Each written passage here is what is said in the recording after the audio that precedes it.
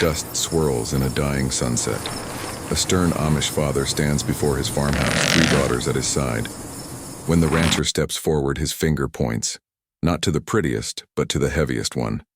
The dust of the prairie lifted in long orange veils as the sun sagged behind the crooked rooftops of Dry Creek. Shadows stretched across the main street where horses stamped and the last of the day's heat shimmered against the saloon's glass windows. On the edge of town, in the square where law and mercy rarely met, a scene was being staged, one that the townsfolk would whisper about long after the wind had carried away the dust. Choose any daughter you want. The words came, from a man who had worked his land to ruin.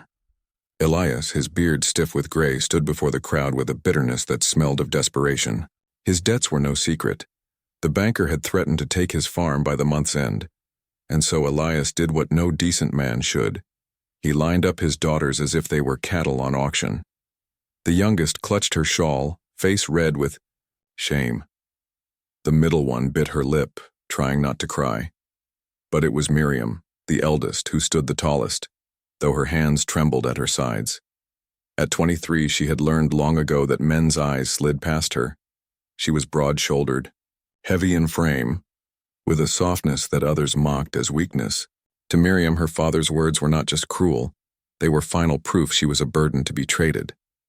The man Elias spoke to was Caleb Holt, a rancher cut from stone, tall and dust-covered, with eyes as unreadable as iron.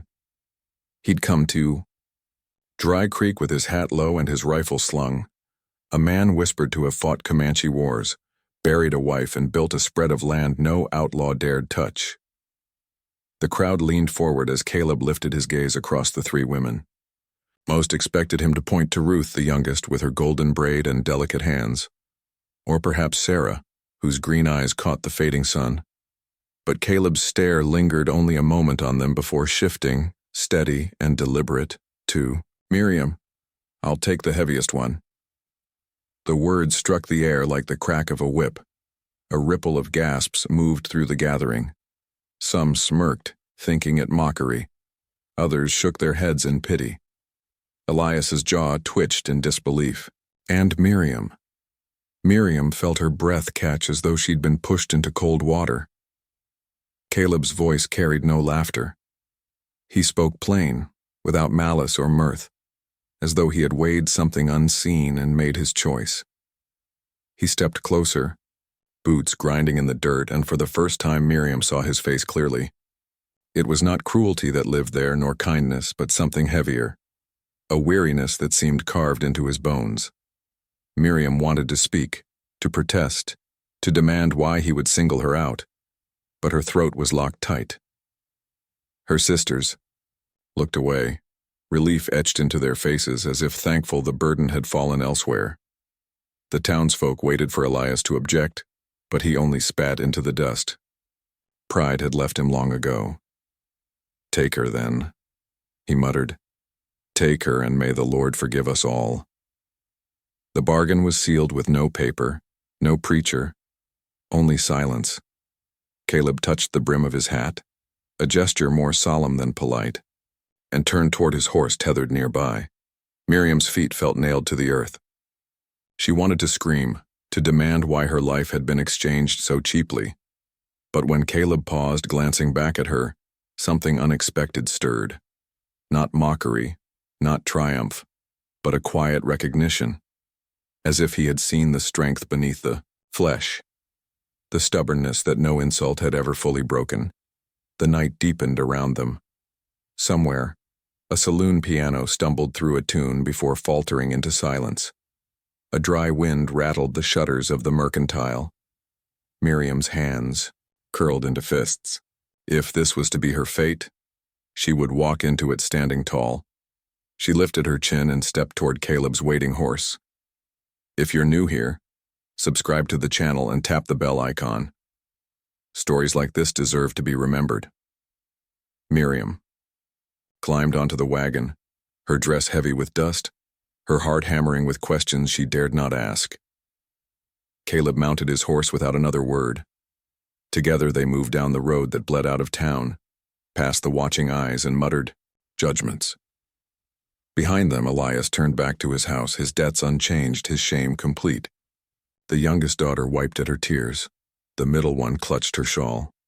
None of them called out after Miriam. The wagon creaked. The horses' hooves struck sparks against stone, and the town of Dry Creek shrank behind them. Miriam looked once over her shoulder at the lanterns flickering in the windows of the place she had called home, then faced forward into the barren stretch of desert night. She did not know where Caleb Holt would take her. She only knew this. Whatever his reason for choosing her, her life had just been torn from one fate and hurled into another. And somewhere deep within, buried beneath years of ridicule and silence, a spark of defiance flickered. The bargain had been struck. But the story of who Miriam would become had only begun. The desert did not forgive. The wagon wheels moaned as they cut through the rutted trail, each turn sinking into sand baked hard as iron. Heat shimmered off the flat expanse, making the horizon dance like a false river. Miriam sat stiff-backed, in the wagon bed, dress clinging to her with dust and sweat, her eyes fixed on the figure riding just ahead. Caleb Holt's silhouette looked carved against the morning light. Broad hat shadowing his face, rifle slung across his saddle, shoulders straight as if the land itself bent for him. He had not spoken since they'd left Dry Creek, not a word wasted on comfort or explanation. Only the steady rhythm of hooves and the creak of wood broke the silence between them. Miriam's hands curled tighter around the edge of the wagon. Every mile carried her further from the only life she'd ever known. She could almost see her sister still standing in the dust, relieved, unburdened. And her father, God help him, already turning his face back to his debts as though she had never been flesh and blood, only coin in his pocket. She expected cruelty from Caleb, some mocking word about her size, a command to keep silent, to know her place. Yet all she met was his silence, heavy but not cruel. It was the silence of a man who lived long with ghosts. By afternoon, the sky burned white. A hawk circled overhead, its shadow slipping across Miriam's lap like a brand. Caleb slowed his horse beside the wagon. For a moment, she thought he might finally speak. Instead, he pointed ahead with a gloved hand. Way station. 2 miles. His voice was low, even. He urged the horse forward again without another glance. Miriam exhaled, realizing she had been holding her breath just to hear him. The way station was a tired clapboard building leaning against the desert wind, with a half-rotted porch and a well that groaned when the bucket was drawn. A few horses, tied out front, stamped at the dust, their reins slack. The signboard read McGraw's Stage Stop, though the letters were nearly gone. Inside, the air smelled of whiskey and sweat. 3 men hunched over a table near the door, laughter spilling, louder than the cheap liquor in their cups. They turned as Caleb entered, their eyes dragging to Miriam as she stepped down from the wagon. Well now, one of them whistled, a thin man with a scar splitting his cheek. Didn't think Holt had taste for bringing along company. The others chuckled. Miriam stiffened but kept her eyes forward. She had grown up with laughter like that, sharp as knives. Caleb's jaw tightened, but he said nothing, leading her toward the counter where a sour-faced keeper slid a key across the wood.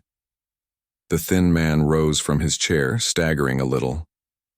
"What's your name, girl?" he drawled, stepping into her path. "You don't look like one of them dance hall doves. Too much meat on the bone." Miriam's chest burned. She moved to step past him, but his hand shot out, gripping her arm. "I asked you." The next instant, Caleb was there. His hand closed around the man's wrist with the force of iron. "Let go." The saloon's laughter died. Caleb's voice wasn't raised, but the weight of it turned the air brittle. The thin man winced, his face paling as Caleb's grip tightened, until the tendons popped beneath his skin. With a sharp twist, Caleb flung him back into his chair.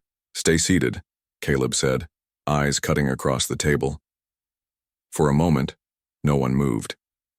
Then the men slouched back, muttering into their cups. Miriam's arm still tingled where the man had touched her. She expected Caleb to scold her, to say she should have kept to the wagon, but he only looked at her once, eyes steady, before turning away. Later, As dusk fell and the station lanterns flickered, Miriam stepped out to the well to draw water. The desert night had cooled, wind brushing her face like ash. She bent to lift the bucket, but footsteps crunched behind her. The scarred man again, his breath sour with whiskey. "Think your man scares me? He ain't here now." His hand reached for her shoulder. Miriam's heart slammed in her chest. For a moment the old fear rushed back, the helplessness of years spent being laughed at, dismissed. But something in her broke clean against it. She swung the bucket. Water splashed wide, but the iron handle cracked against his temple. The man staggered back with a curse, blood seeping from the cut. Before he could recover, Caleb was there, drawn by the noise. His revolver was out, hammer cocked. "Back away." The man froze, clutching his head. Caleb stepped between him and Miriam, pistol unwavering. "You've got till morning," Caleb said. "Then be gone from this place, or I'll bury you where you fall." The man spat into the dirt, hatred simmering, but he backed away into the shadows. Miriam stood rigid, bucket still in her hand, her breath ragged. Caleb turned to her, lowering the revolver. For a long moment nothing was said. The only sound was the creak of the well rope swaying in the wind. "You held your own," he finally murmured. There was no mockery in it, only a quiet acknowledgement. Miriam blinked at him, unsure what to say. No man had ever spoken to her like that, not even her father. She only nodded, her grip tightening on the bucket, a strange heat rising in her chest. They spent the night in silence, but it was no longer the silence of strangers. Something unspoken had shifted, forged in fear, struck in defiance. At dawn, they left the way station, the wagon rolling once more into the barren wilds. The land stretched endless and unforgiving, but Miriam no longer felt entirely alone in it. The desert wind carried the scent of sage and dust, the sky widening above them like a canvas no hand could tame. Miriam looked at Caleb's back as he rode, straight and steady, and wondered what secrets lived behind that silence, and why, of all her father's daughters, he had chosen her. The trail bent westward, into a horizon burning gold. The wagons, shadow stretched long across the desert floor, two figures moving together yet apart, bound by silence, by danger, and by something unnamed beginning to take root between them. The first morning on Caleb's ranch arrived with silence so deep Miriam could hear her own heartbeat. The sky burned pale gold, streaked with crimson, as if the land itself had been branded by the sun. She stepped out of the small cabin, her boots sinking into the hard-packed dust, and saw the fences stretching crooked and broken across the plains. This was no haven. It was a test. Caleb was already at work, his broad shoulders moving in rhythm as he hauled planks of wood to mend the broken corral. Sweat ran down his temples, catching the light like beads of iron. Miriam lingered by the doorway, unsure whether to offer help. He didn't look her way, but his voice carried low and steady. "Hand me that hammer." It wasn't a request, yet when she obeyed, his rough fingers brushed hers for the briefest moment, and she felt the tremor of unspoken things pass between them. The days blurred into a rhythm of toil. Miriam dragged buckets from the well until her arms shook like brittle twigs. She chased stray calves through thorn brush that tore her dress to ribbons. Her hands blistered raw on the shovel as she dug channels for water. But each night, when her body ached so badly she thought she'd collapse, she looked at Caleb. Still working, still silent, still carrying some unseen weight, and forced herself to keep going. It was endurance, not grace, that carried her. One evening she stumbled while hauling a beam. Caleb caught it before it crushed her. For a heartbeat, his hand lingered at her back, steadying her. His eyes, usually as flat as hammered steel, softened. "You're stronger than you look," he said. "And you're quieter than you should be," she answered, surprising herself. For the first time, the corner of his mouth lifted in something, near a smile. That night, the wind howled across the plains, rattling the shutters of the cabin. Caleb sat by the table sharpening his knife when Miriam finally broke the silence. "Why me?" she asked. He didn't look up. The blade sang against the stone. "Why not you?" She swallowed. "Men. They've laughed at me before. Said I was too heavy, too slow, too much trouble." The knife paused mid-draw. He raised his gaze, steady and unflinching. "Then they were fools." Miriam blinked, her throat tightening. No one had ever said such a thing with conviction, and yet his eyes carried a grief too deep to be soothed. She asked no more, but when she lay awake on her cot, she thought of him, a man wrapped in silence who saw her not as mockery, but as a mirror of his own wounds. Days later, trouble came with the cattle. A bull broke through the weakened fence, scattering the herd. Caleb ran after them, rope in hand, but not before the creature turned on him. Its horn grazed his arm, tearing deep. He cursed, blood spilling hot down his sleeve. Miriam ran to him. Without thinking, she pressed her skirt hem to the wound, binding it tight while dust swirled around them. He hissed in pain but didn't pull away. "You'll bleed out if you keep moving," she snapped, "and the herd will scatter if I stop." He growled. For a long moment their wills clashed, his pride against her stubbornness. Then something broke between them, and he let her hold his arm. Her hands were steady despite the blood, and when she looked up, his face was close enough she could see the faint scar at his jawline, the storm of years in his eyes. The intimacy grew in small, fragile steps. Miriam baked bread that turned black at the edges, and Caleb coughed through the smoke while trying to eat it. She laughed until tears stung her eyes, and he shook his head, muttering, "Guess we'll starve after all." Another day, he took her out to the field with an old rifle. "If you're to live here, you'll need to know this," he said. His hand guided hers, steadying the stock against her shoulder. The first shot cracked like thunder, jolting her whole body. She laughed again, wild and breathless, as a tin can tumbled off the fence post. For a fleeting instant, she saw pride flicker in his gaze. These moments were fleeting, yet each carved away at the walls between them. One evening, as the horizon bled into shades of purple and fire, Miriam caught Caleb staring at the fields beyond, the ranch. His hands were clasped, his head bowed as if carrying an invisible cross. She approached softly. "You had someone once." He didn't deny it. His voice came low like a confession. "A wife, a boy, both gone. Border raid took them." The words struck her like a fist. She wanted to reach for him, to give comfort, but the weight of his sorrow was too vast. Instead, she sat beside him in silence, letting the wind speak for them both. Finally, he said, "I thought I'd close that chapter. Then you came along." Her breath caught. For all her shame, all her rejection, here was a man who carried scars deeper than her own, and still looked at her as though she mattered.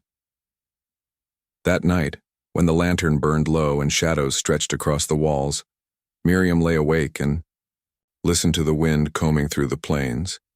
For the first time in years, she felt something stir inside her that was not despair. It was not love yet, not quite. But it was a bond, two broken souls circling the edges of something dangerous and beautiful. Outside, the prairie stretched endless under the stars. The fences stood patched, the cattle quiet, the land waiting, and in that waiting, something fragile began to grow. The camera would linger on Miriam's face, weary but luminous in the flicker of the dying lantern. The silence between them had changed shape. It no longer held only sorrow. It carried the echo of laughter, the weight of shared burdens, the promise of something more.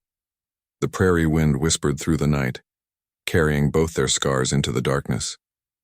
The flames rose like a second dawn against the black prairie sky, painting Caleb's ranch in orange and red. The cattle bawled in terror, hooves pounding the earth.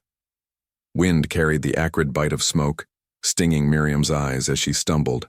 From the bunkhouse, her breath breaking into gasps, arrows jutted from the barn door.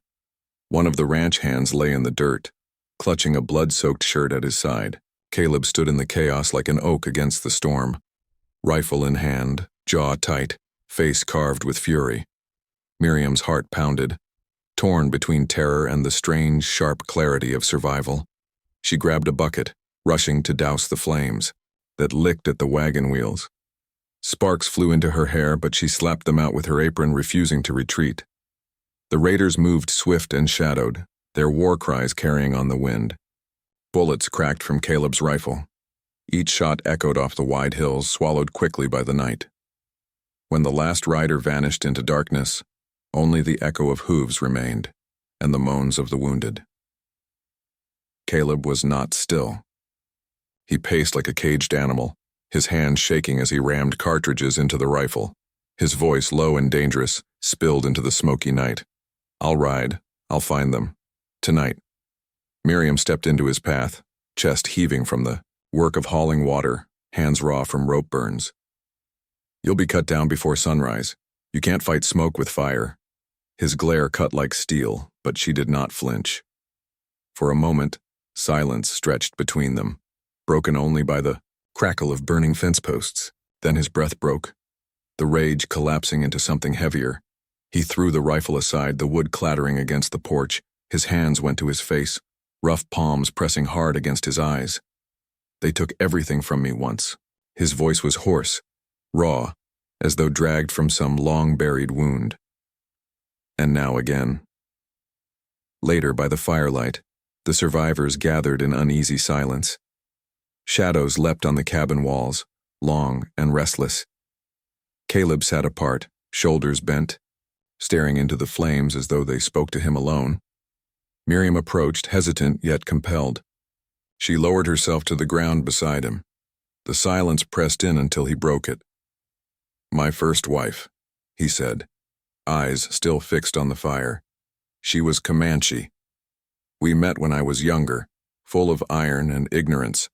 I thought love could bridge everything. I thought the land would make room for us." The logs hissed, collapsing into embers. His voice deepened, heavy with something Miriam had never heard in him before. "Her people called her a traitor. My own called her worse. When war broke along the borderlands, she had no place to stand. They cut her down in a raid. Both sides claimed her blood. My boy, he died that night too. I buried them where the earth was still soft." He turned finally, his face etched with shadows and pain. "You wonder why I keep walls high, why I look at the horizon like a man expecting thunder? It's because I've lived under it. I lost the only peace I ever touched." Miriam's throat tightened, her palms damp against her skirt. She wanted to speak, but her voice felt locked. When it came, it was scarcely a whisper. "And me? I thought you married me out of scorn, that you wanted a mule to drag behind your plow, that you saw in me what every man has seen. Too much, too plain, too unwanted." Her voice broke, but she forced it steady again. "I've lived with shame pressing down on me heavier than hunger. I've heard laughter at my back since I was a girl. I thought this life with you was just another kind of mockery." The fire cracked, sending sparks into the dark. For a long moment, Caleb said nothing. Then he shook his head, slow and deliberate. "No, Miriam. I chose you because you endure. I saw you standing when others would have fallen. I saw you work until your hands bled, and laugh through it still. You are the only soul I've met in years who mirrors what I lost. Strength, yes, but also something harder to name." His hand, rough and scarred, reached toward her, stopping just short of hers on the dirt. His voice fell softer, almost breaking. "I did not mock you. I saw you." The silence that followed was not empty. It was filled with the weight of things, unsaid, of wounds shown and not hidden. Miriam stared at his hand, not yet touching but close enough she could feel its heat. She swallowed hard, her heart beating like a wild thing. A coyote cried in the distance. The prairie wind shifted, carrying the smoke away. The fire between them guttered, then flared, throwing light across their faces. Two broken souls, scarred by shame and loss, sat side by side, no walls left to hide behind. When dawn came, the ranch was scarred but still standing. Blackened. Posts marked where the fire had been, but the sky glowed soft with the first light of day. Miriam stepped outside, hair loose in the wind, watching the sun rise over the empty horizon. Caleb came to stand beside her, silent. For the first time, she did not feel small in his shadow. The fire of the night still burned between them, but it was no longer only destruction. It was also a fragile beginning. The wind tugged at her apron. The smell of ash lingered, but so did the warmth of his nearness. She did not look at him when she spoke, but her words carried all the weight she felt. We'll stand. Together. The camera would linger on them there. Two figures against. The sunrise, smoke still curling from the earth, yet a quiet strength anchoring them. The land had tried to break them, but in its fire they had found each other. The first sound was not the wind, nor the cattle, but the sharp whistle of an arrow burying itself in Caleb's gatepost. The dawn light was pale, spilling across the ranch like a sheet of cold steel. Dust swirled low in the wind, carrying the heavy scent of horse sweat and fire. Caleb stood on the porch, rifle in hand, his jaw tight, while Miriam pressed a trembling palm against the wooden doorframe. Beyond the fence line, figures on horseback waited in grim silence. A dozen men, faces painted, rifles slung across their shoulders, shadows of vengeance in their eyes. One voice carried over the prairie, harsh and unrelenting. You do not belong here. Leave this land or we take it in blood. Caleb's knuckles whitened around his rifle. He'd known this reckoning might come. The soil beneath his boots was claimed by memory and grief, haunted by battles the cavalry had stoked years ago. Now those ghosts had ridden to his very door. Inside the ranch house, the air was thick with fear. Women clutched their children, close, whispering prayers. The townsfolk had already abandoned Caleb to his fate, muttering behind shuttered doors that Miriam was a useless wife, that Caleb had brought ruin upon himself by taking her in. No riders would come to their aid. No sheriff, no neighbors, only silence. But silence had never been Miriam's way. She stepped forward, her hands trembling but her voice steady. We have children here, she said to Caleb. We can't just stand and wait for death. He looked at her then, not the woman mocked in town, not the wife forced upon him by barter and shame, but someone whose spirit burned brighter than fear. What would you have us do? His voice was rough, breaking. She straightened, her shawl whipping in the wind. We'll fight if we must, but we'll fight wisely. The children must be hidden in the root cellar. The women, too. You and I will hold the line until we can reason with them. Caleb hesitated. This was not the frightened girl her father had sold off. This was a woman rising in defiance. They moved quickly. Miriam gathered the children, whispering steady promises as she guided them down into the earth. She armed the women with knives, axes, whatever could be spared, though her hands shook as she did so. When Caleb cut his palm fixing the barricade across the barn doors, it was Miriam who bound his wound with her scarf, her touch firm and unflinching. Outside, the riders shifted impatiently, the scrape of hooves against stone echoing like thunder. The sun climbed higher and the air grew hotter, tighter, as though the land itself were holding its breath. Then, from among the riders, an elder dismounted, his hair silvered, his gait slow but proud. He raised his palm not in threat but in restraint, his voice carried with the wind. This need not be blood. Miriam stepped past Caleb before he could stop her. Dust clung to her hem, her chest rose and fell, but her eyes held steady. We mean no harm, she called out. This ranch holds only women, children, and a man who has lost more than you know. A murmur swept the riders. Caleb's heart pounded, his finger tightening on the rifle trigger, but Miriam pressed her hand against the barrel, pushing it down. She spoke again, her words trembling but clear. I know what it is to be cast out, to be told I am worthless. I know what it is to bear the weight of other people's cruelty, but here, she lifted her chin toward Caleb. Here, I have found a place to stand. Do not ask me to lose it. Do not ask us to run. Her voice cracked then, but she did not falter. The elder studied her, his dark eyes unreadable. Then he turned his gaze to Caleb, who stood behind her, torn between shame and awe. Caleb lowered his rifle slowly, the gesture heavy with surrender and respect. For a long, breathless moment, the prairie was silent. Only the wind moved, threading through the grass like a whispered prayer. Finally, the elder nodded once. He raised his hand to the riders and they pulled back, their horses retreating, step by step into the distance, no blood spilled, no fire consumed. When the last rider vanished over the ridge, Miriam's knees buckled, and Caleb caught her in his arms. She trembled against him, but in her trembling was a fierce kind of triumph. "You saved us," he whispered, voice raw. "No," she breathed, her cheek pressed against his chest. "We saved each other." The day ended with the sun sinking low, casting fire across the sky. The ranch stood scarred but unbroken. The whispers of the town would change after this day. No longer could they call Miriam useless. She had faced down death and turned it aside with words sharper than steel. Caleb stood beside her on the porch, his hand resting over hers, both gazing out at the horizon where danger had disappeared into shadow. The silence was no longer heavy, with fear but filled with the weight of survival, of something newly born between them. The wind tugged at Miriam's hair, carrying her words into the fading light. The morning broke with a silence that felt earned. A low mist clung to the fields and the sun climbed slowly, painting the broken fences and blackened barn walls in gold.